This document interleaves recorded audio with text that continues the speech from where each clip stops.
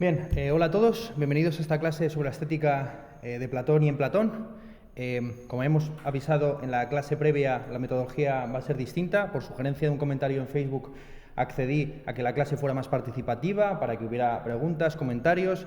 La metodología que propuse consistía en que vosotros os vierais el vídeo de la clase que di el año pasado sobre la estética de Platón, que era el vídeo 9 de 27, la primera clase práctica, que por razones de foro pues pude dar la mitad como clase teórica y la otra mitad como clase práctica.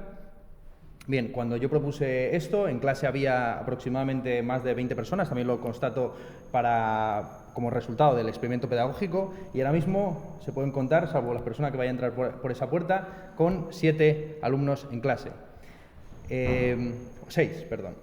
Total, que dado ya el fracaso, por lo menos en términos numéricos, que espero no que cualitativos, de este experimento pedagógico, pues la mañana retomaremos las clases convencionales. Hablaré un poco sobre la estética pitagórica. Por hoy, pues seguiremos un poco con lo planeado, a saber, cada uno de vosotros viene presuntamente con una pregunta, un comentario, un aporte o una objeción que planteara lo expuesto sobre aquella clase, la clase de Platón.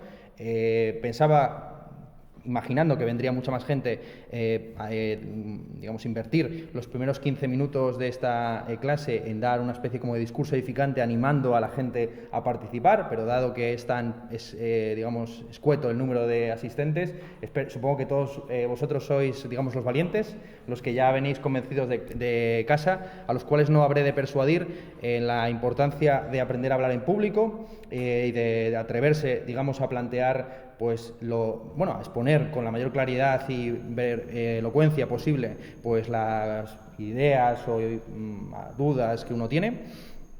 Así que sin más dilación vamos a pasar, pues supongo, a las cuestiones. Simplemente, pues digo, por invertir tiempo, porque no sé hasta qué punto podremos estar aquí 1 hora y media con preguntas a solo 6 personas, subrayar una cosa importante, que es que una de las grandes herramientas intelectuales que tendréis que adquirir en la universidad es la facultad de hablar en público y de saber exponer vuestras ideas, principalmente porque se produce un fenómeno muy curioso, que es que, a pesar de que los alumnos generalmente tienen más conocimiento de la materia que los profesores, son los profesores los que monopolizan la palabra por razones pedagógicas o prácticamente estructura jerárquica universitaria.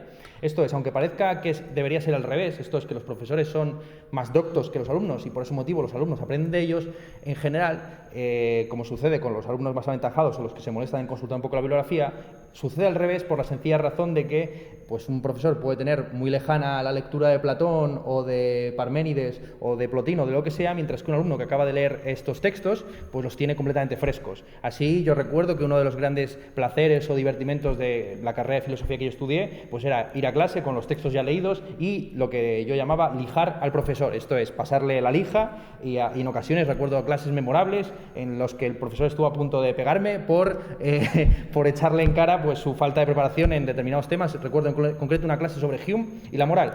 Esta competencia, lícita o ilícita entre profesores y alumnos, es lo que generalmente eleva el nivel, así de tal forma que aquel profesor, que se llama Enrique Romerales, de la Universidad Autónoma de Madrid, vino a la clase siguiente después de aquella en la que le eligé con el temario muchísimo más preparado y fue una clase mucho más entretenida de escuchar. Así pues, yo os pediría, os aconsejaría, os sugeriría que aprovecharais vuestra estancia, vuestro paso por la universidad, no solamente como puros receptores de contenidos. En alguna ocasión hemos en esta misma aula, pues recordado la etimología de maceta, que viene de macesis, esto es, que es el aprendizaje, el conocimiento, la sapiencia. Así, pues el alumno parece que es como una suerte de maceta que recibe los minerales y el agua del profesor, pero en realidad es a la inversa. Quiero decir que el profesor normalmente aprende mucho más de sus alumnos. Por el momento, lo que yo acabo de aprender es que este tipo de formatos pedagógicos no sirven para nada. Bien, entonces me he reafirmado, por desgracia, porque a mí no me gustaría ser tan soberbio como aparento en ciertas ocasiones, me he reafirmado en mi modelo unidireccional de comunicación, salvo que alguien en concreto pues tenga una duda y levanta la mano y participa sin ningún problema. Bien, como insisto y creo que sois los elegidos o los preparados, digamos, aquellas personas que vienen ya con el arrojo como para plantear sus preguntas, supongo que no habrá ningún inconveniente por vuestra parte en que os grabe. La grabación solo tiene un objetivo documental, a saber, constatar y dejar fijo bueno, pues lo que se ha dicho, lo que se ha hecho en esta clase, para vuestro propio provecho y provecho de terceros. Escribir y hablar en público es aceptar la propia mediocridad.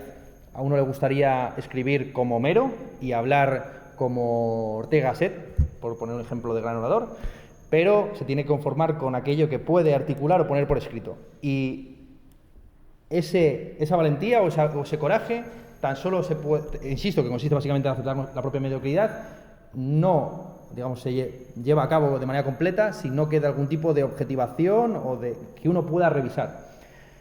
Una de las cosas que yo también os diría, como ya profesor de un par de digamos, cursos, es que hay que desvincular completamente desde un punto de vista retórico el estado emocional en que uno se encuentra de lo que está diciendo.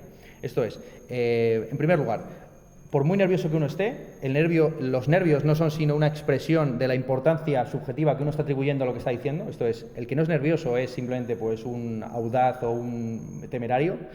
Eso por un lado. Por otro lado, a nadie le importa, como dicen los ingleses, ¿no? Facts don't care about your emotions or your feelings, ¿no? A los hechos no les importa tus emociones y tus sentimientos.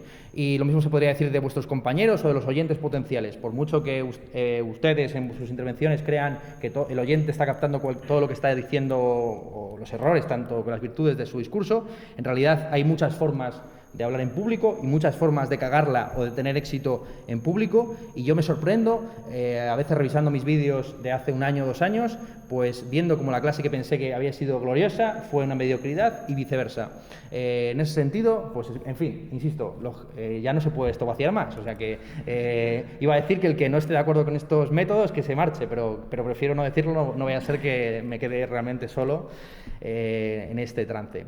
En fin, empezamos, si os parece bien, pues de primera fila a última, hacemos varias rondas. Lo dicho, la idea básica era que no se repitiera nunca la misma pregunta, interviene uno, yo intento responder y así hasta que se acaben las preguntas o las sugerencias o los temas que también vayan saliendo. Pues espero que sea algo participativo, esto es que no sea simplemente un juego de ping-pong entre el alumno y yo, sino que también, pues si alguien quiere matizar algo de alguna cuestión o intervención del compañero, pues será algo bastante bien recibido. Lo dicho, este es el cáliz que da la vida, bien, hablad a este aparato y os será y permaneceréis en la vida eterna, bien. Yo tenía una duda porque hablabas de un discurso que se llama el diálogo del sofista, perdón, que hablaba como de 2 técnicas de la imagen, la figurativa y la simulativa.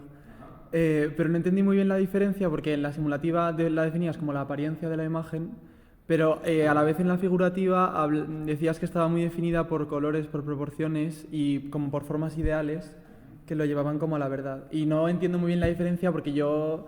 O sea, más bien entendía como que una imagen por sí misma no deja de ser una apariencia de algo. Entonces no sé muy bien cómo distinguir ambos conceptos. La pregunta es una pregunta muy pertinente, muy interesante. Tengo aquí en concreto las notas que tomé sobre el sofista, porque es un pasaje bastante difícil y polémico. Los términos que utiliza Platón es, por un lado, al referirse a la simulación figurativa, perdón, a la imitación figurativa, utiliza el término eikon, ¿bien? Figura frente a la simulativa, que tras solo genera apariencias, esto es fantasmata, ¿bien? Aquí la distinción, podemos empezar por una cuestión etimológica. Fantasmata, como sugiere el propio término que proviene de esa palabra griega en castellano, refiere principalmente a apariciones que tienen un carácter ilusorio, esto es, que son como una especie de sombra o delirio o imagen que no se corresponde con una realidad sustancial. ¿Bien? Entonces el fantasmata sería, o el fantasma, también en nuestra tradición de filosofía y poesías acerca de los muertos, pues sería como una especie de sombra de los vivos. Así es muy conocido el pasaje seguramente de Homero, en el que, encontrándose con la sombra o la sige o el fantasmata de Aquiles en el inframundo, Aquiles afirma que preferiría ser un campesino vivo al rey de los muertos. ¿Bien? Así se ve, y esto no es un circunloquio, creo que responde bien a tu pregunta, así se ve como los griegos no tenían un concepto sustancial de alma. Esto es, para ellos el alma, la sige, era principalmente una entre varias fuerzas que componían el cuerpo y siempre se habla de las fantasmas que están en el Hades como una especie de sombra de lo que fueron. ¿Bien?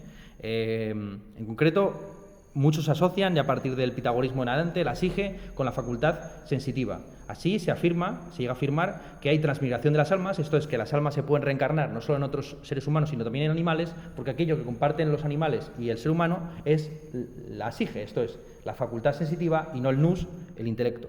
Bien, esto va por esto que vaya un poco por delante, bien. Como el fantasma no es una especie de alma que preserva la identidad personal del individuo, sino que tiene que ver con algo que no podemos describir, vamos, con algo que no tiene nada que ver con el alma cristiana, bien. Frente a eso, el eikon o el eidolon, que son los dos términos que utiliza Sócrates para hablar de figura, en griego clásico arcaico eran sinónimos de eidos, que es el término que utiliza Platón para referirse a sus ideas formales. ¿Bien? Entonces, el eikon, de donde viene icono, por ejemplo, pues es un signo, es un objeto que tiene una semántica de tal forma que refiere a otra cosa. ¿Bien? Bueno, también aquí habría que entrar en muchas discusiones, a saber si en Grecia el eikos tenía el mismo sentido que, por ejemplo, luego en la tradición ortodoxa el icono, porque como he sabido, el icono en la tradición ortodoxa no es simplemente un símbolo del dios, sino que es el dios mismo. Bien, entonces, por decirlo muy rápidamente, habría algo así como una imitación que crea signos, ¿bien? Que crea signos que refieren a realidades sustanciales, y luego habría creaciones o imitaciones que generarían pura fantasma, pura fachada, ¿bien? Pura apariencia. Yo creo que esto se ve muy bien. Claro, en el sofista está todo muy confuso, pero yo creo que esto se ve bastante bien en las tres divisiones que establece Platón en la República, entre, por un lado, la idea, bien, el eidos, lo que sería la encarnación de la idea a través, por ejemplo, de la artesanía, como es la producción de una silla o de una mesa, bien, a través de las artes mecánicas, y luego lo que sería la imitación de esa realidad sensible a través, por ejemplo, de la poesía o de la música. Bien, entonces, conforme nos vamos alejando de la idea, ya no estamos más próximos al fantasma, esto es, estamos más alejados de la verdad. Entonces, la pregunta es tan pertinente que no tengo respuesta al respecto. Quiere decir que es un problema abierto realmente y que Platón, digamos, sugiere esa distinción y no la resuelve. De hecho, muchos consideran que el sofista es uno de los diálogos más aporéticos, uno de los diálogos en los que no se obtiene ninguna conclusión al final del mismo, y a pesar de ser ya un diálogo de madurez. Vale, yo continuando con la explicación que acabas de dar acerca del icon, mi pregunta es acerca de la catarsis del alma, que cuando Platón habla de cómo se libera el cuerpo realmente, que mediante la muerte llegaría al estado puro del alma, si podrías explicarlo a partir también del ejemplo del sofista, si Platón tuvo algo que intervenir para poder llegar, o sea, cómo puede llegar hasta la idea de la catarsis a partir del sofista. Pues no recordaba, me he visto el vídeo de todas formas hoy para estar fresco acerca de lo que me vas a preguntar, pero no recordaba que mencionase aquello de lo de la catarsis en... Pero yo investigando un poco más acerca de Platón he llegado a la catarsis, ¿cómo se podría relacionar? Sí. Bueno, la catarsis en Platón significa algo muy distinto, evidentemente, de lo que significa en Aristóteles, ¿no? En Aristóteles la catarsis es simplemente una emoción equiparable al terror, es un mecanismo de purgación de ciertas pasiones como es el temor y la compasión, ¿bien? De ahí el famoso pasaje de la Poética en la que se habla de la tragedia como pues una obra con partes, actores, acción, que tiene como objetivo principal purgar las emociones del temor y la compasión. Bien, en Platón, el concepto de catarsis, que yo recuerde, es un concepto bastante secundario, salvo por la sobreinterpretación que luego tienen en la tradición neoplatónica. Esto es importante tenerlo en cuenta y va a ser subrayado, sobre todo en la próxima clase, como en todo el periodo del helenismo y luego la Roma tardía, principalmente en el siglo III después de Cristo, Platón es considerado un filósofo de segunda fila. Bien, y se considera, esto está en Porfirio, esto está en muchos autores del siglo II, III y del por ejemplo, en Diógenes Laercio, se afirma que Platón y Aristóteles lo único que hicieron fue copiar las doctrinas esotéricas de Pitágoras, del cual no queda ningún texto, ningún escrito. Entre esas doctrinas estaría la cuestión de la purificación del alma para su reencarnación, ¿bien? O para escapar del ciclo de las reencarnaciones, si uno quiere hacer una interpretación más hindú de la filosofía de Platón. Bien, entonces, Yo ya te digo que estoy intentando hacer esfuerzos en recordar exactamente en qué pasaje se habla de lo de la catarsis. Si tú me pudieras decir qué es lo que has investigado por tu cuenta y qué es lo que has hallado, pues eso me permitiría hacer un comentario un poco más detallado. Siguiendo a José María Barrio, profesor de filosofía de... Espera, te quiero grabar porque esto sí que es una introducción del trabajo. Pues siguiendo las ideas de José María Barrio, profesor de Teoría de Educación, en su libro Elementos de Antropología Pedagógica, él dice que la catarsis del alma, haciendo un símil con la caverna, sería cuando el hombre puede purificarse de las cadenas de la corporeidad. Y lo hace mediante la inteligencia, porque la corporeidad puede ser la dialéctica y de esta forma también la voluntad, que es mediante su virtud. Esa lectura es una lectura muy neoplatónica realmente, que en Platón no está tal cual. Es decir, que en Platón... Sí. Perdón por un poco la logística esta, pero yo creo que merece la pena. Porque no todos los días tampoco se escuchan preguntas así de suculentas. En fin, en Platón el soma no es un sema realmente. O sea, el cuerpo no es tan cárcel como lo será en Plotino y en Porfirio, por ejemplo, ¿no? Entonces... la relación que existe entre las tres partes del alma y el cuerpo es mucho más estrecha de lo que luego será en Plotino, donde se llega a hablar incluso y muchos de los neoplatónicos cristianos, como hemos visto, Orígenes y demás, que llegan a pensar que la caída del paraíso y el pecado original pues consiste literalmente en eso, ¿no? En estar encarnados en este tipo de cuerpos que sufren, sangran y sienten dolor. Sin embargo, en Platón pues, hay una especie de celebración más o menos de la corporalidad y también un entendimiento acerca de cómo la calocagacía, esto es la belleza y la virtud de los jóvenes efebos, no es totalmente deplorable. ¿Bien? En la mayor parte de autores que van un poco en esa línea de Barros, pues se afirma lo contrario, ¿no? Que toda belleza corpórea es harina, que no tiene ningún valor, etc., ¿no? Que tan solo tiene valor en la medida en que eleva hacia el mundo las ideas. En Platón eso es evidente, que eso está ahí, eso no cabe la duda de que está ahí, pero también un hedonismo, un cierto hedonismo del cuerpo, que desde luego se pierde ya después de Aristóteles, ¿no? Eso es lo que yo subrayaría. Que me parece, no es una lectura desencaminada, evidentemente, es una lectura que de hecho tiene muchos adeptos en toda la tradición de exégesis de Platón. Esa es la lectura, por ejemplo, que tiene Nietzsche de Platón. Cuando Nietzsche habla de la tradición judeocristiana y del platonismo como la gran enfermedad de Occidente, él entiende que el platonismo es pues eso, una especie de desprecio de la corporalidad, una filosofía mística, extática, que pretende desentenderse de cualquier materialidad y elevarse a través de la purificación, ¿no? de estos ritos místicos y demás, elevarse como al mundo de las ideas. Yo, sin embargo, creo que eso está ahí desde un punto de vista filosófico, intelectual, o sea, la importancia de la dialéctica y del rememoramiento, etcétera. Pues desde un punto de vista práctico, me parece, por decirlo muy rápidamente, que en Platón no hay ética. Esto se me ha ocurrido muy rápido, pero yo creo que es muy difícil atribuirle a Platón una ética definida. En Platón lo que existe es una política, ¿bien? y un esfuerzo por construir modelos sostenibles a largo plazo de organización en común. Entonces, lo que para los helenistas, para los epicúreos, los estoicos, etcétera, y los neopitagóricos, era la salvación a través de la acción individual, esto es de la ética y de la moral, para Platón es principalmente política. Y es esa dimensión política, esto es común, colectiva y cismundana, que tiene la filosofía aplicada o práctica de Platón, lo que, a mi juicio, impide ese tipo de lecturas tan helenísticas. Es que eso suena mucho a estoicismo, a neopitagorismo, demasiado para insisto, para un personaje como Platón, cuyo padre intelectual era alguien como Sócrates, que consideraba que no merecía la pena vivir fuera de la polis porque son las leyes de la ciudad las que le hacen humano y por lo tanto debe aceptar, como lo acepta en los primeros diálogos en la apología de Sócrates y tal, la propia muerte que le concede la ciudad, ¿no? O sea, esa idea de que el hombre es sobre todo un hombre político, yo creo que deja un poco escorado sí, le quita hierro a ese tipo de lecturas tan individualistas de Platón, ¿no? O tan ascetas, etcétera. Y entonces esto llevaría a la idea que ponía en el vídeo acerca de los chaperos, que serían que ellos venden su cuerpo, entonces la polis lo que hace es que ellos vendan el cuerpo para el bien de la polis y por tanto de la sociedad. Cuando hablaba aquí de los chaperos, que en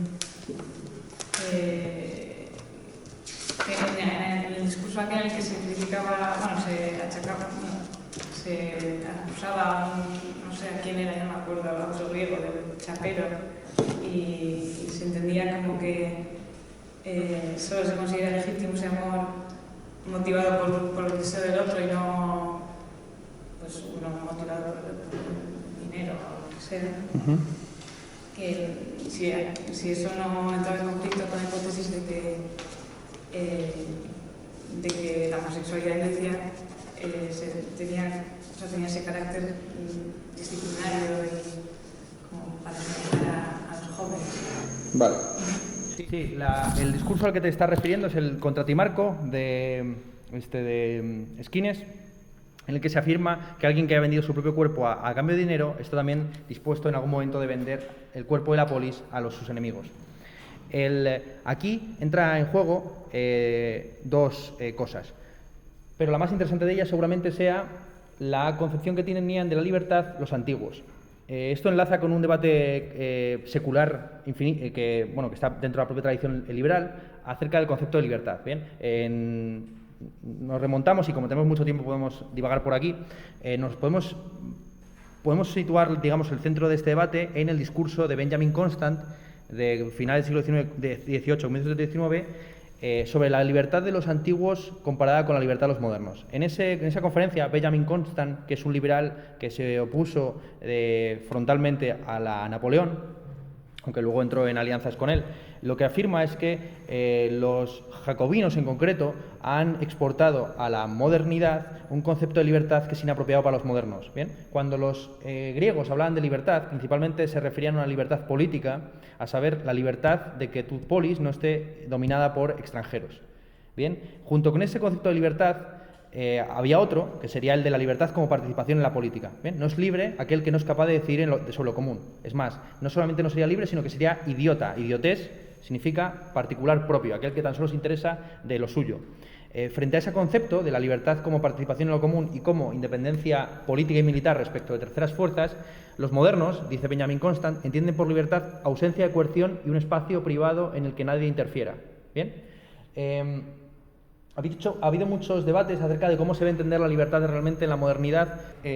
La reconstrucción más interesante de esta dicotomía se encuentra en Isaiah Berlin, que es un liberal de la Guerra Fría y, por lo tanto, cuyas posiciones están muy mediadas por el conflicto entre Oriente y Occidente, entonces expresado en el conflicto entre capitalismo y comunismo. Bien, entonces, lo que en Benjamin Constant era una comparativa, por así decir, entre dos modelos políticos, uno situado en la antigüedad y otro en la modernidad, en Isaiah Berlin, que no sé si es de Estonia o de Letonia, pero de un país báltico invadido por la Unión Soviética, él afirma que esa contraposición es la contraposición que se da entre comunismo y capitalismo, entendidos como libertad negativa y libertad positiva. La libertad negativa sería la libertad como ausencia de coerción, la libertad respecto de terceras fuerzas, esta idea muy estadounidense, ¿no?, de que los hombres no son libres hasta que no poseen los medios materiales militares como para defenderse de la intervención del Estado. ¿Bien? Y incluso, no sé si sabéis que en Estados Unidos, cuando se habla de libertad de contratación, se habla de la libertad que tiene el empresario para contratar y despedir a su propio juicio,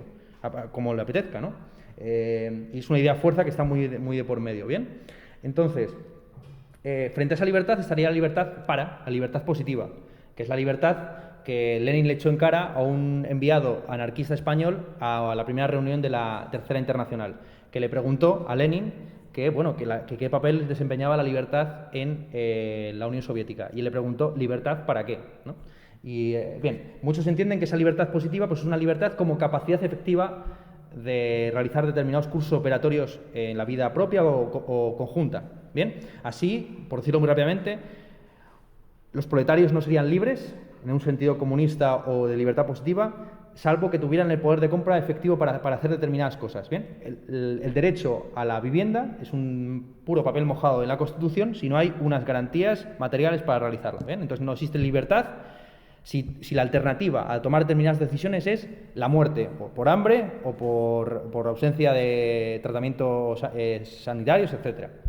Bien, esto por enlazar con tu pregunta. Esto está completamente imbricado en tu pregunta, porque la cuestión siguiente, o la paradoja que surge es ¿por qué los griegos pensaban que aquello que es lícito realizar gratis se convierte en vergonzoso cuando se paga por ello? ¿Bien? que es una concepción que existe a día de hoy, ¿no? La gente tiene relaciones sexuales libre y voluntariamente, ¿no? Gratis, y sin embargo, cuando intercede el dinero de por medio, parece que hay debate, ¿no? Es decir, nadie... en fin, el debate está sobre la mesa y es una cosa muy actual, incluso dentro del feminismo, ¿bien? Bien, la clave aquí está en el concepto de libertad que está expresado en el derecho civil romano, donde se afirma que los que tienen que sobrevivir a costa del salario ajeno no son libres, sino que dependen de la voluntad de su patrón. ¿Bien? Y aquí se distingue, puede que sea una cosa muy compleja o que no se interese nada estos debates políticos y económicos, pero aquí hay una cosa importantísima en la diferencia que hay entre el libre mercado antiguo, medieval y hasta el siglo XVIII y el mercado capitalista.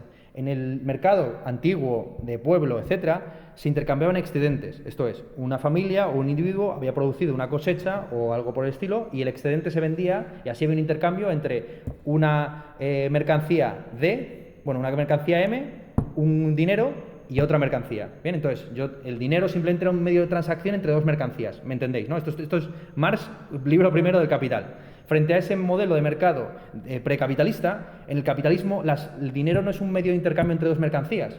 Yo tengo sal, tú tienes vacas, nos utilizamos el dinero simplemente como un facilitador. No, sino que el capital, la mercancía sirve más bien como la producción de la mercancía es una forma de acumulación del capital a través de la plusvalía del trabajador. Bien, entonces, hay una diferencia, aunque parezca lo mismo, aunque parezca que tú estás yendo al mercado a hacer lo mismo, es absolutamente distinto que tú vayas con un excedente para obtener otro tipo de mercancía y que tú vayas a vender tu fuerza de trabajo para sobrevivir. Y para los romanos eran dos cosas completamente distintas. Una cosa es la venta de obra y la venta del obrador. Bien, entonces, en el momento en que no estás vendiendo una obra y que tú no eres autónomo de ese proceso de intercambio mercantil, tú no eres libre. Bien, entonces, la idea básica es esta: el chapero que se está vendiendo a sí mismo y a su propia fuerza de trabajo, a él como cuerpo, se está enajenando como ciudadano. ¿Bien? No sé si se entiende, ¿bien? Entonces, eso es lo que está, yo creo, por detrás de esta calificación tan despectiva que hace Skinner a Timarco, diciendo que un chapero que se ha vendido a cambio de dinero, que ha tenido relaciones sexuales a cambio de dinero, venderá también a la ciudad. ¿Bien? Porque aquel que es capaz de alienar su propia libertad a cambio de la subsistencia es alguien que no es autónomo, que depende de la benevolencia del que le va a pagar. ¿Bien? Entonces, y yo creo que este debate, no sé si lo he sabido explicar, pero es un tema crucial muy tratado por Anthony Domenech, ¿bien? Un maestro mío que murió la semana pasada, sobre el cual escribí pues, una necrológica, porque me parece una figura de las más interesantes del marxismo español, que incide en esto, en la línea de continuidad que hay del derecho republicano romano, pasando por Kant, quien pensaba exactamente lo mismo, ¿bien? Y quien entendía, por ejemplo, que el matrimonio era un contrato de reproducción, donde la mujer principalmente intercambiaba su capacidad reproductiva a cambio de una cierta sustancia económica, y a través de Kant llegar a Marx. ¿Bien? Esa es un poco la línea no sé si yo te preguntaría a ti, ¿cómo ves esto en relación, no sé si estás más o menos informada acerca de los debates actuales en el tema feminista de los derechos de las trabajadoras sexuales, etcétera? O no, te lo pregunto a ti porque plantea la pregunta, pero si alguien quiere intervenir al respecto me parecería muy interesante escuchar vuestra opinión acerca de este tema y cómo se puede traer al presente. La pregunta que os lanzaría es, ¿vosotros creéis que en el momento en que un bien se comercializa deja de tener valor? ¿O la comercialización, por así decir, ni empaña ni convierte en más excelso aquello que antes era gratis? ¿Me entiendes, no? ¿Me entiendes por dónde voy?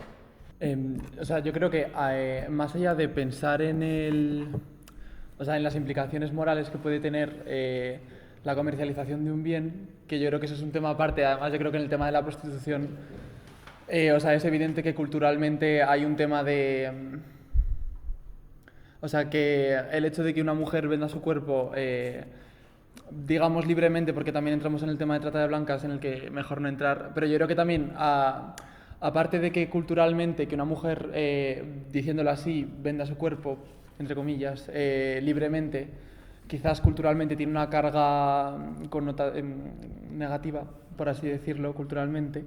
Yo creo que más allá de eso y de pensar en las implicaciones morales del bien, lo primero es pensar siempre en los derechos de los trabajadores. Es decir, no es solo el hecho de que una mujer esté vendiendo su cuerpo y la implicación que pueda tener en la sociedad, sino el hecho de que una mujer está teniendo una jornada laboral y además un empleo como la prostitución que ha existido desde casi siempre. Simplemente que has hablado de los derechos de las trabajadoras sexuales y el máximo exponente es Amarna Miller, ¿no? Y ella no habría dicho que es vender su cuerpo, ella habría dicho que es vender horas de trabajo. Que eso es importante porque no se venden como esclava, ¿no? O sea, bueno. Pero, no quería decir vender su cuerpo, quería decir... O sea, eso. Sí, no, pero como son términos, ¿no? Que a veces hay épocas en las que se interpretan de una manera u otra. Y luego, ¿cambia el valor de un bien por tener precio, no? Yo no pienso que cambie el valor de un bien por tener precio, pero no era algo que me había planteado. O sea, yo creo que antes de entrar en eso hay que pensar en el derecho de la trabajadora o del trabajador. Esa diferencia entre los dos tipos de mercado que señala Marx de una manera muy clara, entre el mercado de excedentes y el mercado, el puro mercado en el que el dinero, el capital, no es un intermediario entre dos mercancías, sino que la mercancía es el proceso, su proceso de producción es el proceso mediante el cual se acumula capital. ¿Esto lo veis la diferencia o no la percibís? Porque yo creo que esta es la parte esencial que señala Marx, ¿no? Quiere decir que los derechos de trabajadores son puras componendas o arreglos políticos, al fin y al cabo. En un mercado capitalista, el asalariado siempre está vendiendo su pellejo, lo quiera o no. Desde un punto de vista materialista, es pura ingenuidad distinguir entre horas de trabajo y tu propio cuerpo, porque tú eres tu propio cuerpo y el tiempo que inviertes, ese eres tú, por mucho que te quieras, por mucho que utilices, digamos, subterfugios retóricos, ¿no? Lo que quizás habría que hacer es desprejuiciarse acerca del uso del propio cuerpo en sociedad, ¿bien? Pero vuelvo a repetir la pregunta porque yo creo que es esencial, ¿no? Y quizás desvinculándola o no cerrándonos simplemente al campo de lo sexual. Por ejemplo, el tema de la donación de órganos. El hecho de que haya un mercado paralelo junto con la donación gratuita de órganos de alguna forma envilece o priva o mancha de alguna forma el gesto altruista de donar órganos o no. Yo creo que con respecto al tema de donación de órganos, sobre todo España, que es el pionero a nivel mundial de la donación de manera altruista, porque también la política que tiene de tanto como si donas como si recibes, no tienes por qué no vas a saber nunca quién es el que te lo ha donado o a quién se lo ha donado. Yo creo que gracias al avance que hemos tenido en los últimos años, sobre todo en el último siglo, de hacer de manera altruista, de pensar en el otro, en vez de decir, como antiguamente, si tengo dos, uno no me sobra y lo puedo vender para conseguir dinero, pues yo creo que desde un punto de vista, tanto de una persona que cuando es consciente que puede donar sus órganos una vez que ha fallecido para el estudio o para la ayuda, también tiene que tener en cuenta que cuando lo hace, si lo hace de manera visible, puede hacer que mucha más gente lo haga y sobre todo de cara a hoy en día a temas como cáncer de médula o algo así, que si se hace visible, esto hace que también sea un efecto rebote y llamarla para que más gente lo haga y que se llama como siendo millones. Y sobre todo también el tema que muchas veces se dona el órgano de alguien que ha fallecido y cuando alguien lo recibe, lo último lo que va a pensar es que ha sido por el fallecimiento porque sabe que ese cuerpo iba a ser donado o la familia quería donarlo para que se pueda desarrollar. Además que estamos en clase de estética, recordad. En fin. Sí, hay un autor de filosofía política muy conocido, que se llama Michael Sandel, que argumenta que hay ciertos bienes, más bien servicios que bienes, ¿no? Porque están intrínsecamente vinculados con la actividad de un determinado individuo, persona, que no deben ser mercantilizados porque en el momento en que se mercantiliza, aquel sector que sigue siendo altruista o que sigue siendo no mediado a través de la divisa, se envilece o desaparece. Y yo creo que los tres ejemplos que pone, uno de ellos era la cuestión del ejército, ¿no? Entonces él defendía la idea de que las levas, el reclutamiento obligatorio, debía ser una especie como de deber cívico para que los individuos se comprometieran con la defensa del Estado, que es al mismo tiempo el garante de sus derechos a través de la ley. Bien, pero a mí el ejemplo del ejército precisamente es el que el que me da razones para pensar al contrario de lo que él dice. A saber, por mucho que se haya mercantilizado la función militar, que es cierto que con la aparición del Estado-Nación moderno, Francia se concibe en un primer momento como una especie de deber, ¿no? La idea del pueblo en armas, de las levas masivas, a pesar de que se haya mercantilizado y ahora los ejércitos sean principalmente ejércitos de mercenarios, porque es así, es gente a la que se le paga por ir a morir en el nombre de terceros, más aún con la privatización de los ejércitos en Oriente Medio, etcétera. A pesar de eso, el concepto de voluntariado y de los que se alistan para morir por la patria sigue tan alto como siempre.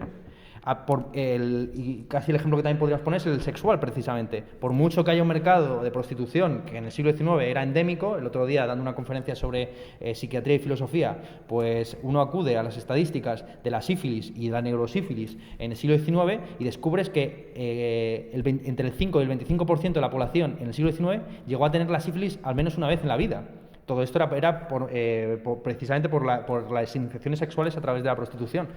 Entonces, a pesar de que desde siempre, se dice que es la profesión más antigua de la humanidad, ¿no? A pesar de que desde siempre ese servicio está mediado a través del mercado, no obstante, la gente sigue valorando y concediendo una intimidad emocional y de todo tipo al acto sexual gratuito. ¿Bien? Entonces, en fin, vamos, esa sería la puntualización que yo haría, introducción también en los debates contemporáneos acerca del republicanismo, ¿no? Porque muchos entienden que forma parte de la esencia republicana que no haya nadie ni lo bastante rico como para comprarte, ni que tú seas lo bastante pobre como para tener que venderte, ¿bien? Y que no hay libertad colectiva si estas dos condiciones no se garantizan, ¿no? Que nadie es tan rico como para comprarte y que tú no seas tan pobre como para tener que venderte.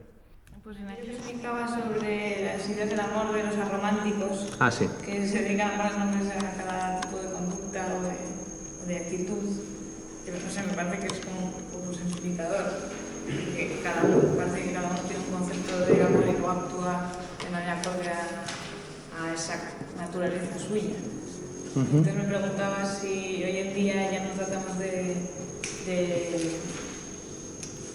entender el amor de una manera filosófica o universal, porque en cierto modo ya se asume que no es nada, o que es un concepto demasiado abstracto que es utilizado para camuflar otras verdades más simples, más fáciles de entender, ¿no? ¿Opináis lo mismo, que el amor es un concepto desvirtuado, que el nihilismo ha llegado a vaciarlo de contenido? A ver, pásale al romántico aquí.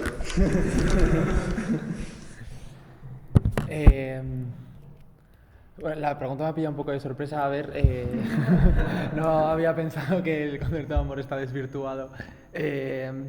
A ver, no sé, yo creo que sí que es evidente que cada persona vive el amor de distinta manera. O sea, es que no sé, de todas maneras estamos hablando del amor romántico, pero tampoco estamos considerando el amor dentro de la amistad o dentro de la familia, que también sigue teniendo una categoría y a la que todo el mundo sigue teniendo la capacidad de acceder y viviéndolo de distinta manera.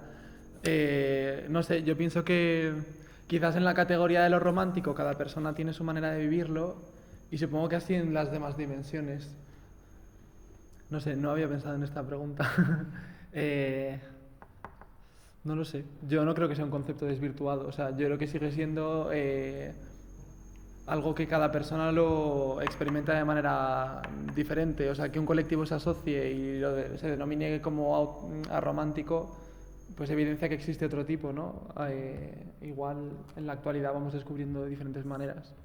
Ese es un tema sobre el que estuve investigando bastante en la primavera de 2016. Llegué incluso a recopilar toda la bibliografía que había sobre el tema de los asexuales, porque me pareció muy interesante como una especie de new frontier de la teoría de género o de la teoría queer, ¿no?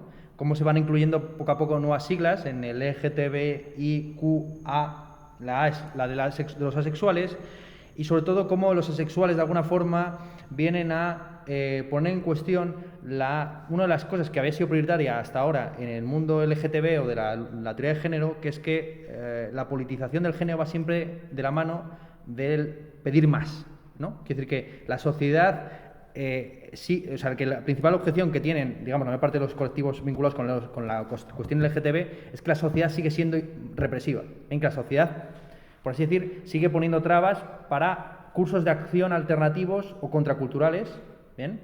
Sin embargo, los asexuales es una cosa curiosísima porque es un colectivo que se ha articulado muy tardíamente por la sencilla razón de que siempre había, dentro de todas las sociedades, desde el medievo en adelante y desde la antigüedad también, siempre había nichos profesionales en los que estas personas, a saber, personas que no es que sean célibes por decisión, sino que por inclinación y orientación sexual no disfrutan teniendo el coito principalmente, aunque hay un espectro muy variable, estas personas podían perfectamente pues, entrar en el monacato, o etcétera, ¿bien? Y por lo tanto habían pasado desapercibidas porque su inclinación sexual no va de la mano de apertura de nuevos cursos de acción, sino todo lo contrario, de no actuar, ¿no? Entonces, así de tal forma llega hasta ese punto, digamos, la invisibilidad de los asexuales, que cuando se presentaron por primera vez en la Marcha del Orgullo Gay en San Francisco en 2010, pues el resto de colectivos no querían acercarse a ellos porque los tenían por una especie como de católicos, o de cristianos, o de ascetas, o vamos, como figuras así que era mejor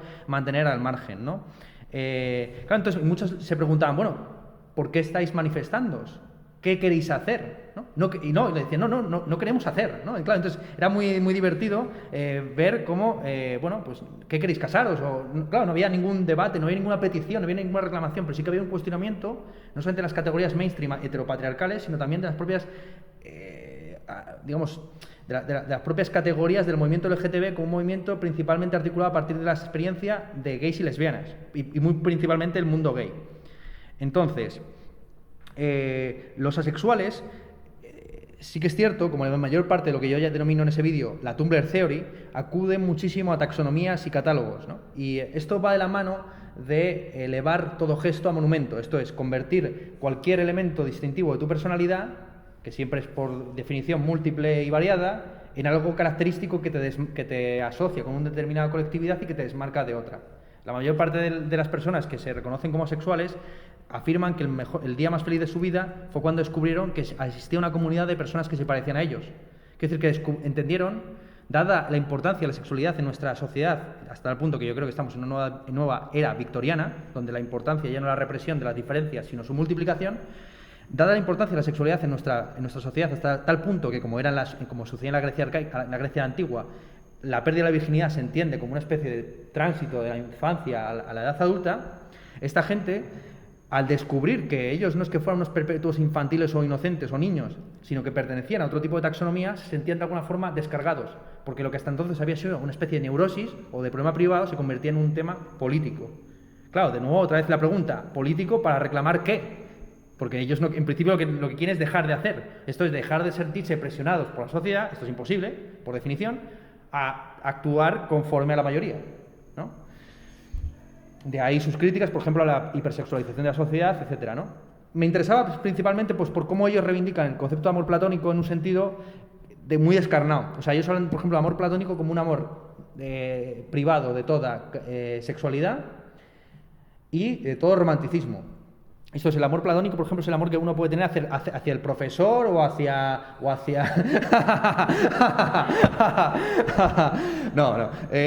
hacia un ídolo musical, etcétera, ¿bien? Entonces, como una especie de ideal regulativo, personal, profesional, ¿bien? Que es lo que es en parte lo que está en Platón, ¿no? Cuando se habla de la relación entre Leómenos y Lerastes.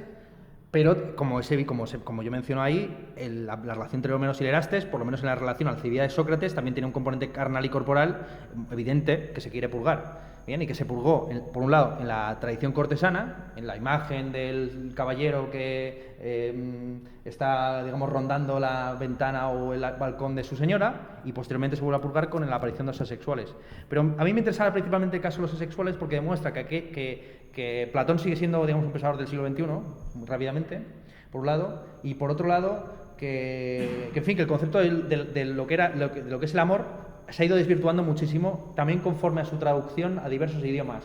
Algo que he mencionado, que yo no sé si tenéis alguna pregunta al respecto, es que menciono en ese vídeo, y que no se ve que mencionaba, es como, y que me parece interesante puntualizarlo, profundizar en ello, es como buena parte de los malentendidos acerca del amor griego va de la mano de la traducción que hace sí, si puedes cerrar también aquella ventana, me harías un gran favor, porque que se me mete un ruido increíble.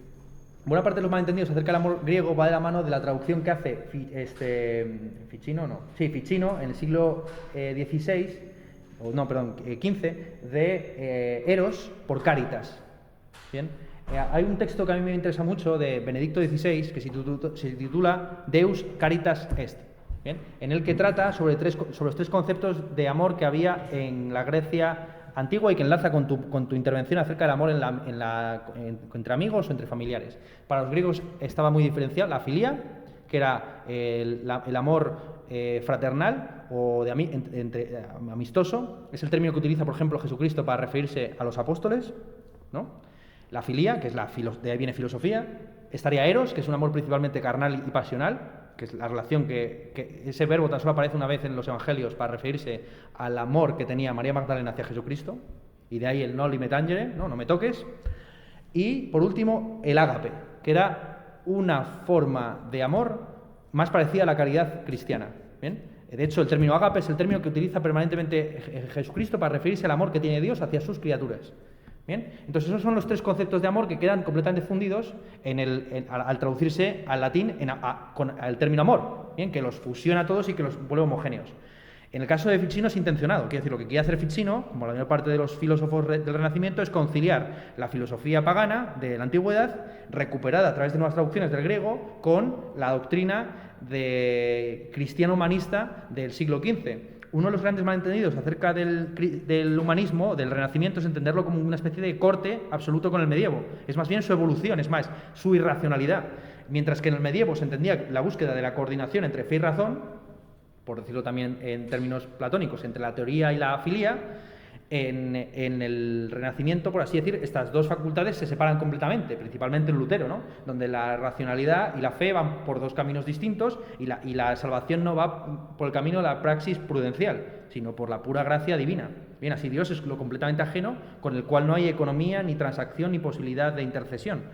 Bien, entonces, en Ficino se busca un poco una cierta coordinación entre amor y razón, pero por la vía mística, entendiendo que Dios ama que Dios ama a sus criaturas y sus criaturas aman a Dios, no solamente desde un punto de vista caritativo o altruista, sino pasional, ¿no? Quiero decir, y esa es la visión mística que está en San Juan de la Cruz y que está en buena parte de nuestros poetas y filósofos renacentistas, que tomaban como máximo ejemplo de filósofo a Jesucristo, ¿bien? Frente pues, a los modelos clásicos de Sócrates, etc.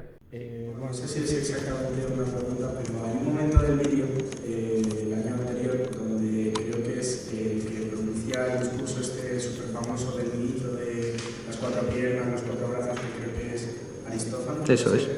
Vale, pues dices que, o sea, lo que haces con el mito, no sé si os habéis dado cuenta, pero eso en verdad es como un chiste. O sea, mi primera pregunta es, ¿por qué? O sea, ¿de dónde te sacas eso?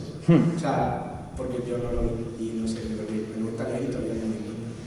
Y luego también mencionas muy bien que esto ha tenido, o sea, que no haya sido entendido como tal, ha tenido como un montón de consecuencias, pues a ver si podías divagar un poco. Vale. Sí. Bien, tu pregunta es muy importante porque pone sobre el foco, o bajo el foco, la cuestión de la relación entre Aristófanes y Platón. Bien, Aristófanes y Platón se han solido entender tradicionalmente en la filología como autores opuestos, principalmente por su visión discordante de Sócrates, ¿no? Sócrates es objeto de burla por parte de Aristófanes, quien le presenta de la manera tradicional como una especie de corruptor de jóvenes y como un charlatán, y de hecho como uno de los sofistas. Mientras que Platón, pues hombre, es el que idealiza a Sócrates y le convierte en el Jesucristo de la filosofía, por decirlo rápidamente. Bien, el tema interesante aquí es que a pesar de esa discordancia respecto al maestro, Platón y Aristófanes se parecen muchísimo. Es más, la crítica que hace Aristófanes a Eurípides, y a todos los trágicos como una especie de charlatanes que están corrompiendo a la juventud, es muy a la juventud y a la polis, etcétera, va muy de la mano o anticipa buena parte de lo que dice luego Platón acerca de la corrupción de la música, la tetrocracia, etcétera. Bien, entonces Aristófanes, por su pensamiento conservador, curiosamente siéndole un cómico, anticipa muchos de los temas de Platón, sobre todo en el campo estético. Bien. Por otro lado, cuando Platón incorpora a Aristófanes al debate sobre la Venus, Urania, la definición del amor, etc., la mayor parte de los intérpretes aceptan la tesis que yo anticipo allí, es saber, que Platón pone por boca de Aristófanes lo que él entiende como una teoría mitológica y irrisoria del origen del amor. Es decir, Platón recurre la mayor parte de las veces al mínimo posible de mito para contar sus historias. Bien, teniendo en cuenta que los diálogos son unos textos de divulgación, pues inevitablemente tiene que recurrir a figuras como el demiurgo, etcétera, o metáforas o mitologemas. Pero en el caso de Aristófanes es tan burdo el mito, ¿no?, que en el que se habla de la separación a través de un rayo de las dos partes de la media naranja y su luego cosimiento en torno al ombligo, que no cabe otra interpretación, vamos, dentro, digamos, de la concepción del mundo de Platón, que entender que se la ha puesto por boca a Aristófanes esta visión del amor porque lo entiende como algo cómico, no por otra razón, ¿no? Sí, evidentemente eso luego ha tenido mucha influencia. Yo me refería más bien a la concepción popular del amor como intentar encontrar a tu homólogo, a tu media naranja. Bien, esa es un poco la influencia que ha tenido. No me puse a estudiarlo, la verdad es que sería muy interesante ver cómo esa figura pues, se ha ido articulando literariamente y seguro que se pueden encontrar muchísimos referentes del Renacimiento y del Barroco. Es más, si te interesa mucho, puede que en la próxima clase, que voy a hablar de Pitágoras, mencione un poco estos temas. Vamos, los dejo en el tintero, pero vamos, lo único que te diría era eso, que sí, principalmente es cómica por la función que tiene Aristófanes tradicionalmente en la obra de Platón, aunque hay que dejar abierta la posibilidad de que haya una concordancia, por lo menos moral y política, en la medida en que los dos son del bando aristocrático y tienen una concepción conservadora de las artes, ¿bien?, y de su función política. Vale, yo tengo otra pregunta también, que en el vídeo cuando habla sobre Hipias, que recopiló quiénes fueron los vencedores de los primeros Juegos Olímpicos o de las Olimpiadas, hablas de que en otra clase anterior, pero no lo he podido encontrar en su página web, en su perfil, que habla sobre la relación de la ciencia de la poesía y de la historia, que si podrías concretarlo un poco más, porque sí que hablaba un poco de lo que es el bello, que podrían ser la idealización de Helena de Troya o de los propios dioses, pero si podrías ir un poco más allá acerca de esta idea y ya como también un poco como es estética, pues cuál es la idea que tenía Hipias de lo bello, de lo estético, a partir de los ejemplos de tanto de Helena como de Afrodita. El vídeo en cuestión en el que hablo de la relación entre historia, ciencia, filosofía, es el que se llama ¿Qué es la historia del arte o qué es la historia? Es el segundo o el tercero, forma parte de los 3 o 4 vídeos introductorios. Y comienzo haciendo el comentario del pasaje que ya cité también en este curso, de la Poética de Aristóteles, donde Aristóteles dice que la historia es menos filosófica o seria que la poesía, en la medida en que la historia trata de lo que ha sucedido, esto es de los hechos puntuales, mientras que la poesía trata de lo que podría haber sucedido, o mejor dicho, de lo que debería haber sucedido conforme a los caracteres de los personajes. Esto es, la poesía tiene mayor penetración acerca del deber ser y del deber ser de la acción de los individuos, que la historia.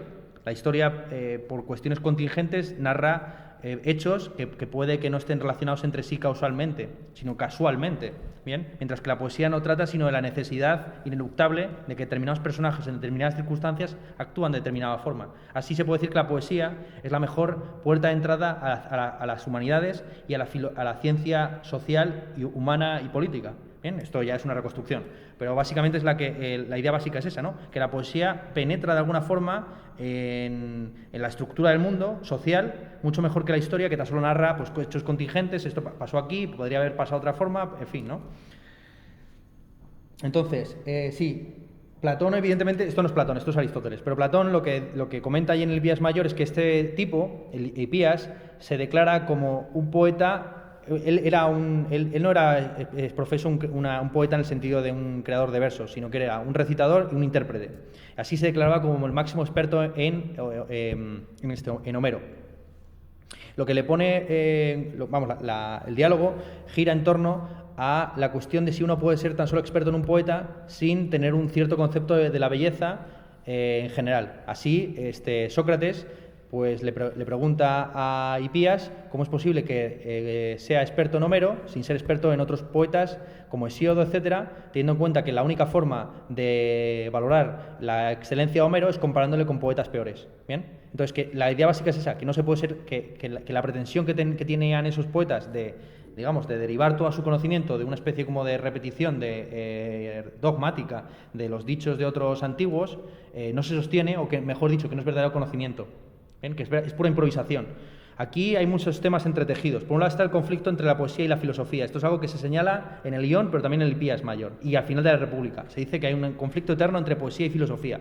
Algunos, como Havelock, en su introducción a Platón, han entendido que ese conflicto va de la mano de la aparición de la escritura y de cómo los poetas, a pesar de que a día de hoy es más o menos al contrario, que se entiende por poesía principalmente versificación publicada, puesta por escrito, en la antigüedad los poetas se aprendían de memoria los versos y los recitaban siguiendo la tradición. De ahí la importancia que tenían los epítetos y de que todo héroe tuviera su adjetivo, ¿no? Aquiles, el de pies ligeros, Ulises, el maestro de los ardices, etcétera, ¿bien? Agamenón, el comandante de sus huestes, bien, porque eso permitían, eran frases, dichos, hechos, como que permitían recordar mucho mejor los textos. Frente a esa repetición dogmática de los textos a través de una herencia ya establecida, lo que reivindica Platón y sobre todo Sócrates con el método dialéctico es la posibilidad de el intercambio, el matiz, la refutación, y esto no se puede hacer, a pesar de la opinión tan mala que tenía Platón acerca de la escritura, sino a través de la fijación de las ideas en el propio texto. ¿Bien? O sea que no hay mayor diálogo y mayor posibilidad de emancipación respecto a la memoria que a través de la fijación textual. Es el momento en que nosotros fijamos por escrito lo que pensamos, que podemos, por así decir, distanciarnos de ello y tomar una actitud crítica que si uno tiene que aprendérselo de memoria y recitarlo, pues es imposible, ¿no? De ahí la dificultad de mantener una cierta, por ejemplo, posición crítica respecto de la música popular, ¿no? Pop, porque digamos que te invade como un virus, ¿no? Tal cual. Bien. Entonces, Hipías Mayor, Sócrates le pone contra las cuerdas diciéndole que no puede ser solo experto en Homero, salvo, y esto es interesante, que Homero no escriba por sapiencia, ¿bien?, sino por inspiración divina. Claro, lo que le dice Sócrates es, ¿cómo afirmas que Homero fue sabio y es el más excelso de los poetas cuando escribió sobre un montón de temas sobre los cuales seguramente no tenía ni idea, ¿no? Esto es, ¿cómo es posible que un poeta, siendo inexperto en el arte de la guerra, describa bien cómo se dicen los discursos en la guerra de Troya o cómo funciona un combate entre falanges, etcétera? No sé si me explico, ¿no? Que el poeta, una de dos, o es experto en todo, porque habla de todo, o puede hablar de todo en la medida en que maneja palabras que refieren a cosas, o bien no es experto en nada y tan solo a través de la inspiración divina, pues digamos habla de cosas de las que no tenía ni idea, ¿no? Así la afirma, utiliza una metáfora magnética, así la afirma que puede ser que Homero sea sabio, no por él mismo, sino porque el dios le atrae como si fuera un imán al acero. Y así los poetas, afirma de una manera muy gráfica Platón, están encadenados como trocitos de hierro respecto al imán. Lo que les da el fundamento de su sabiduría no reside en su capacidad de replicar ciertos saberes adquiridos, sino simplemente en la imantación generada por el imán. Bien, esto es evidentemente pues una salida un deus ex machina, tal cual, que utiliza Platón para que el diálogo no termine de manera poética. Es uno también de los diálogos iniciales de Platón. Tradicionalmente se ha considerado espurio, más o menos está establecido por la filología última del siglo XX, que es verídico suyo, pero no suena para nada a Platón, principalmente por esta aparición del dios como solución en última instancia del problema de si los poetas actúan por instinto o por conocimiento. ¿Bien? Y si uno quita, digamos, si uno es ateo y no cree en dioses, ni nada por el estilo, ni inspiraciones divinas, la conclusión es que los poetas están fingiendo un saber que no tienen, ¿no? Que pretenden describir de manera apropiada cómo funciona la guerra, cómo funciona tal, pero se lo están inventando, básicamente, ¿no? No tienen un saber replicable. O que su único saber es la apariencia, y que es lo que aparece en el Gorgias, cuando se afirma que la poesía o la retórica es a la dialéctica lo que la cocina lo que la gimnasia a la cocina, no recuerdo bien cuál era la comparación, pero vamos. La idea básica de que la poesía aparenta formar al alma, pero en realidad tan solo la embellece. La embellece con frases, con dichos, con imágenes, pero no la eleva al conocimiento de la verdad, sino que la desvía completamente, ¿no? Sobre lo que estabas diciendo ahora, o sea, si me he enterado bien, en Hipías Mayor, o sea, en lo que consiste es que se defiende, o sea, mientras que Hipías cree que con solo conocer la poesía de Homero ya tiene un concepto de la idea de la belleza, y por el otro lado se le refuta diciendo que tiene que conocer otra poesía para alcanzar la idea de belleza. ¿Eso no estaría, por ejemplo, un poco en contraposición a una cosa que decías en el vídeo, que es lo de la idea de la participación, lo de que el conocimiento tiene grados? como que o sea, decías que entre el ser y el no ser existen gradaciones entre las que están las imágenes y supongo que también pues otras artes como la poesía. O sea, porque según esa idea, alcanzar la idea de la belleza tendría que ser a través de una imagen más pura y no a través de el conjunto de muchas, ¿no? O sea, porque eso no sería más bien como lo del perspectivismo en Ortega y Gasset, más que una teoría como platónica de alcanzar la belleza.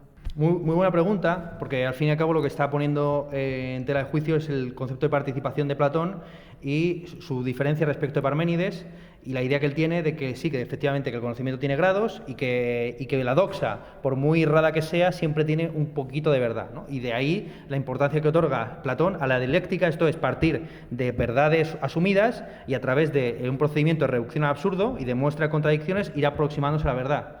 ¿Bien? Que es una lectura optimista de los diálogos. La lectura pesimista sería, no se puede alcanzar la verdad, siempre vamos a estar dentro de paradojas, todos los diálogos terminan de manera poética, no hay forma de llegar a una verdad y una definición de conceptos como verdad, belleza, lo bueno, salvo de manera mitológica con figuras como la metáfora de la caverna. Bien, lo que es ineludible es que para Platón la ciencia o la filosofía siempre trata con universales. Esto es que tú no puedes tener un saber si tu saber simplemente se basa en un hecho o en un caso. Bien, así él siempre, en los primeros diálogos, Sócrates siempre empieza por refutar la idea de que tú puedes definir deícticamente a los universales. Esto es que se puede simplemente decir, ¿qué es lo bello? Esto o aquello. ¿Qué es la derecha? El PP. No, dame una definición de derecha que me permita reconocer todos los casos concretos de derecha o izquierda. Este es el quid de la cuestión filosófica, ¿no? Que la refutación de la posibilidad de una definición a través de deíctica, entendiendo que detrás de toda definición deíctica hay algún criterio por muy inexpresado que se encuentre. ¿Bien? Bajo la definición deíctica, bella es Helena, ¿no? Como si fuera una especie de verdad esencial, se esconden criterios no explicitados. Pues será bella porque es rubia, porque es alta, porque mide un 80, digamos, hay criterios, siempre los hay. No pueden haberlos, ¿no? Entonces esa es la clave principal que pone ahí, que subraya Sócrates y que está en Platón.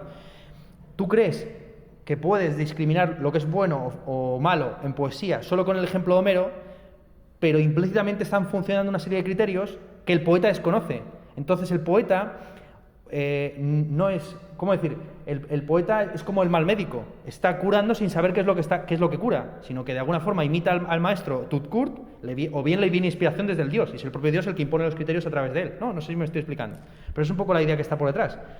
Una de dos, o el poeta, si el poeta se reclama a sí mismo como un artesano, que es la concepción que había de poesía en la antigüedad, esos que tienen unos criterios del mismo modo que el que hace muebles o zapatos sabe cómo hacerlos, el poeta tiene que saber cómo hacer poemas. Sin embargo, la concepción, digamos, mundana o vulgar de la poesía, tanto en la antigüedad como a día de hoy, es que el poeta no sabe lo que está haciendo. Y tú acudes a cualquier reunión entre poetas y no hay oficio. Realmente el oficio no existe la disciplina. O sea, un poeta no se levanta a las 8 de la mañana y dice, venga, voy a trabajar en mi poema. Como quien trabaja sobre pica y piedra, etcétera. No. Sino que se entiende como una especie de inspiración, etcétera, que no hay criterios, básicamente. Pero, sin embargo, todos, cuando vemos un poema, sabemos diferenciar uno bueno de uno malo, con lo cual los criterios están dados. De alguna forma están ahí y se deben explicitar. Y la función de la filosofía, en principio, a través de su análisis dialéctico, era ir refutando las opiniones comunes acerca de la poesía para mostrar cuáles son los criterios de verdad, ¿no? Si la verdad es lo apropiado, lo proporcionado, lo armónico, lo esplendoroso, en fin, todas las definiciones de poesía que van circulando en los diálogos de Platón, ¿no? Y sobre los cuales Platón pues nunca termina de pronunciarse de manera exacta, ¿no? Así como menciono al comienzo del vídeo, pues hay una gran diferencia entre la definición de belleza como luminosidad, que es la que luego toma Plotino, y la definición de belleza como armonía y proporción entre partes, que es lo que aparece en el Ion, ¿no? Entre la distinción entre la visión de la belleza en el Ion y en el Hipías mayor.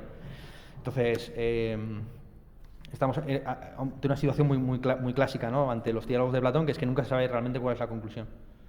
No, yo quería preguntarte, porque como se ha hecho referencia antes al banquete y al andrógino y todo esto, que aclararas cuál viene a ser digamos, el amor platónico, porque en el banquete se dan muchas, digamos, definiciones de amor, pero yo, por ejemplo, Trevijano va contra, digamos, la concepción de amor platónico como aquello que deseas pero no puedes alcanzar, ¿no? Un amor que no puedes alcanzar, pero defiende en la que, digamos, en la práctica filosófica o de sabiduría en la que un anciano o persona mayor, ¿no? con el joven, imberbe o si acaso mujer también, pues con el sexo pues casi le inyecta la sabiduría y tal. Entonces, de todas esas, ¿con cuál se queda? Porque ¿con cuál o te quedas tú? Porque o con el Eros del Daimon y todo este rollo, un poco para que...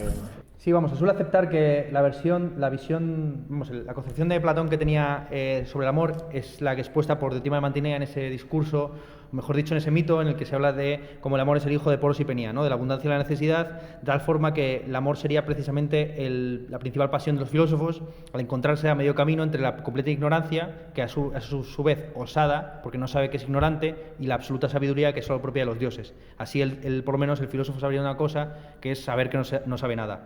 De ahí que Sócrates afirma que la filosofía y para él la erótica son lo mismo, ¿no? Y que al fin y al cabo pues es una especie de demonio que al mismo tiempo que genera pasiones sexuales y amatorias en sus discípulos, pues les incita a mejorarse a sí mismos.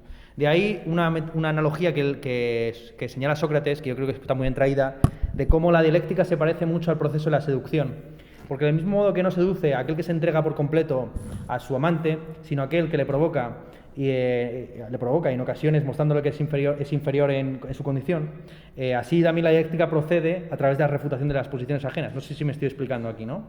Yo creo que es una cosa que está incluso incorporada en las prácticas todavía a día de hoy de los rituales de seducción y demás, ¿no? Que seduce el que humilla, por decirlo rápidamente, ¿no? Y entonces, vamos, yo la verdad es que casi estoy con ella, de que yo por lo menos mi concepto de amor ha quedado muy desvirtuado y yo sí que lo veo ya desde un punto de vista casi fisioquímico, ¿no? Ana. Como Ana, yo también creo que el concepto de amor es un concepto prácticamente espurio y por eso en las clases de estética procuro hablar lo mínimo posible acerca de ello. Pero vamos, si tuviera que decir en términos filológicos cuál es lo más preciso para Platón, desde luego esto que estoy señalando, ¿no? Y sobre todo la función que cumple Sócrates como una especie de erotes, de gordinflón alado, que de alguna forma media entre los dioses y los mortales, ¿no? Esa es la versión más apropiada, yo creo, del amor en Platón. Bueno, pues tenemos todavía como 15 minutos. Mira, yo había traído aquí varios temas que podríamos tratar, o sea, en común. ¿Qué os parece o qué opináis acerca de la interpretación de la Venus Pandemos como una superación de los lazos tribales? Bien, os recuerdo el pasaje en concreto, en el banquete, uno de los temas cruciales es la división entre la Afrodita o Venus popular, Pandemos, y la Venus o Afrodita celeste, Uranos. Bien, algunos han interpretado que esa Venus Pandemos sería como una suerte de fraternidad sin la cual la ciudad se dividiría y en última instancia se rompería en facciones, clases o tribus.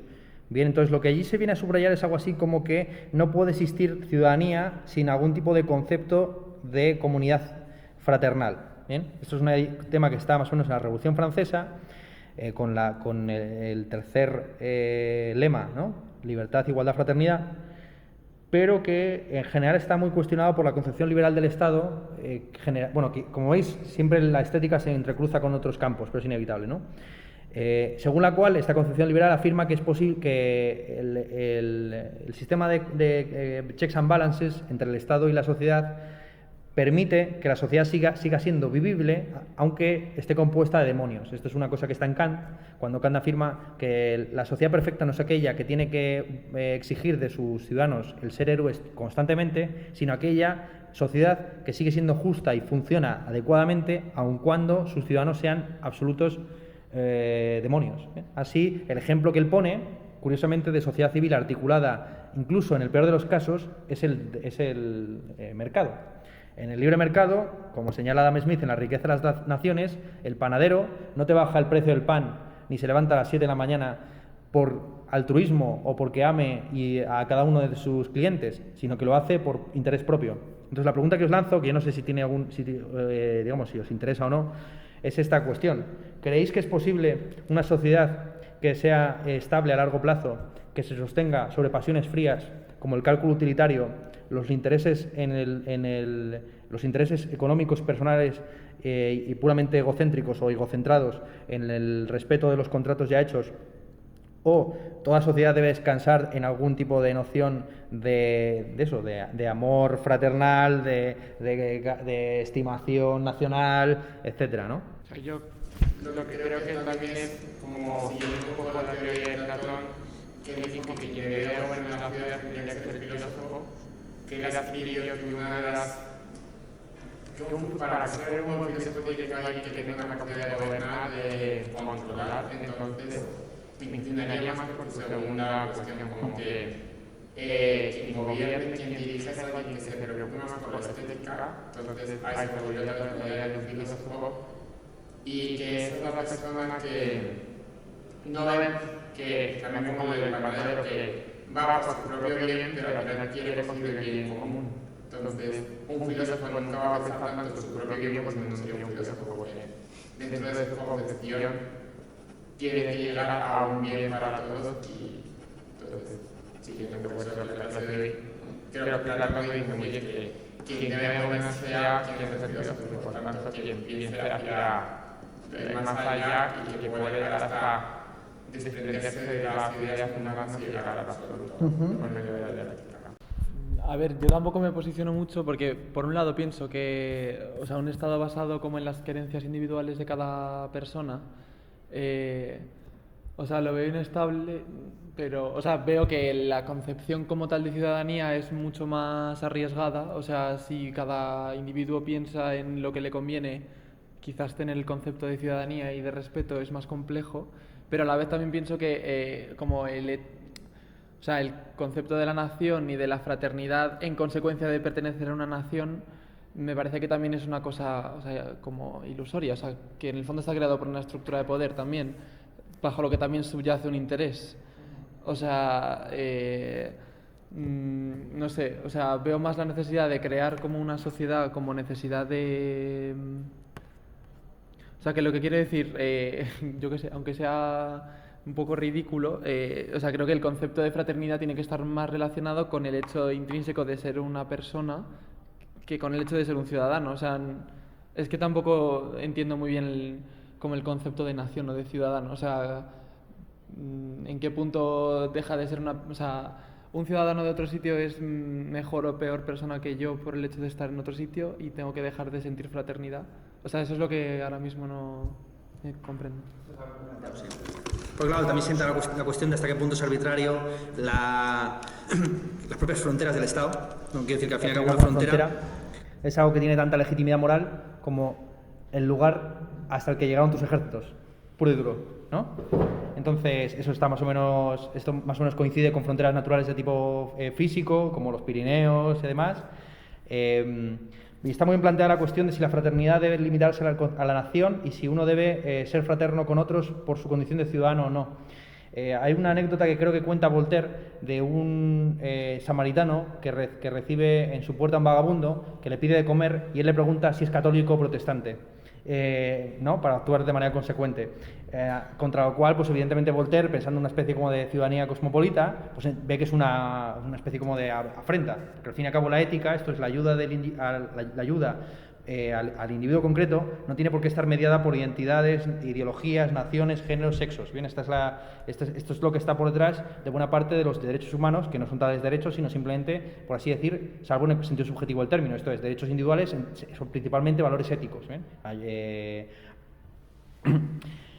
Ahora bien, la única forma de garantizar los derechos de manera efectiva es a través de la ley. La ley no puede sino ofrecerla al Estado. De ahí Sócrates afirmando, insisto, esto está en los primeros diálogos de Platón, que él no va a fugarse de Atenas, sino que va a aceptar la pena de muerte, porque del mismo modo que las leyes le hicieron humano, las leyes, digamos, de alguna forma, le poseen, ¿no? Es decir, que él no es sino libre gracias a esas leyes y que no puede saltárselas cuando le conviene. Es una gran, Sócrates es el gran héroe anti-free rider. Bien, el free rider es aquel que, beneficiándose de una ley, la incumple cuando contraviene sus intereses. Bien, y ese es el gran problema que tienen los estados demoliberales. A saber, allí donde no hay presión comunitaria para cumplir el bien, todos tienen el incentivo económico de saltarse la ley y ajustarse a su manera. Tenemos el caso, por ejemplo, ahora, colectivo conjunto de la Constitución catalana, ¿no?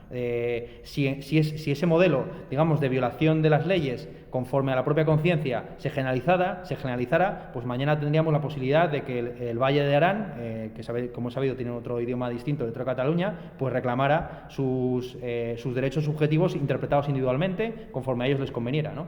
Entonces ahí está, eso es un tema curioso, interesante, y sobre todo yo quisiera subrayar una cosa: toda fraternidad política, que no vaya más allá de esta cuestión ética de ayudar al prójimo, etcétera, siempre se articula conforme a terceros.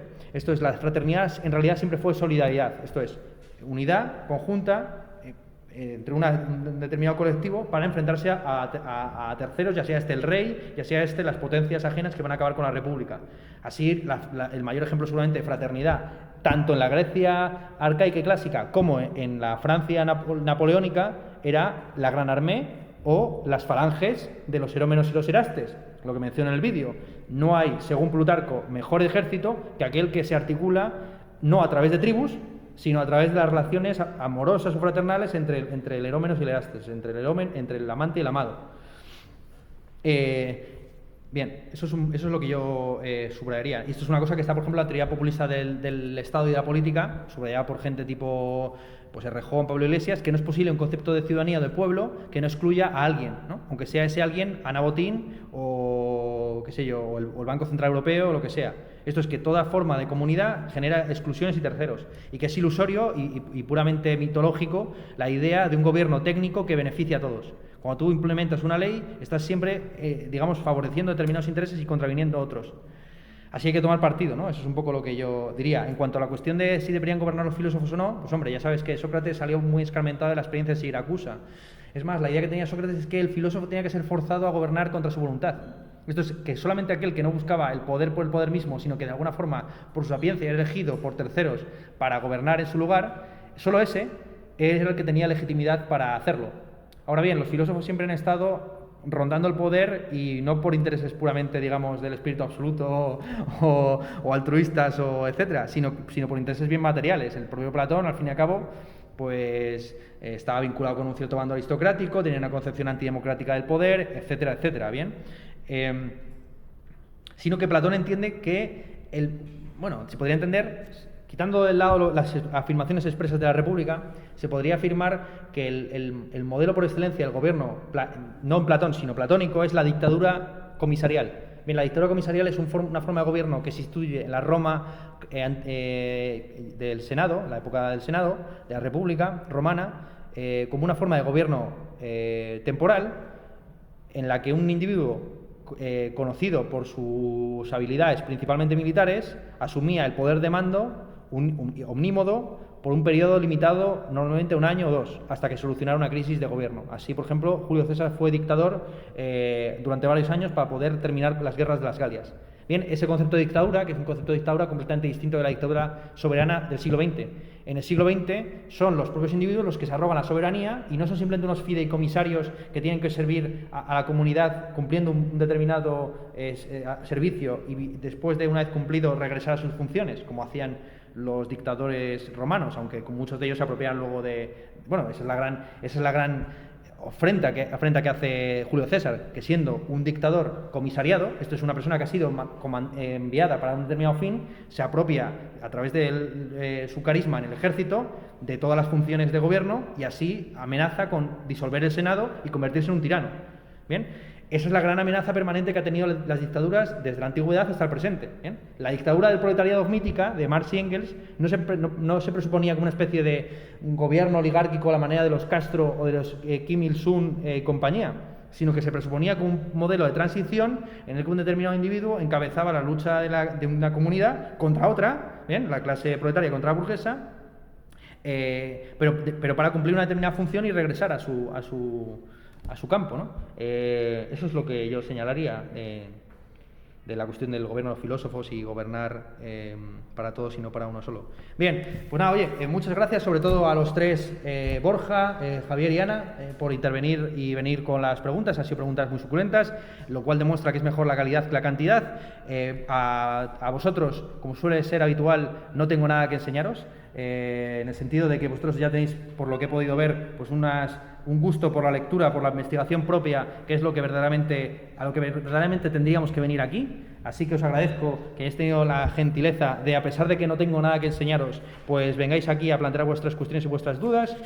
Ojalá os vea también en las próximas clases, donde volveremos a un modelo unidireccional, pero necesario, porque así es como gobierna el buen señor sobre sus ovejas, ¿no? Venga, muchas gracias.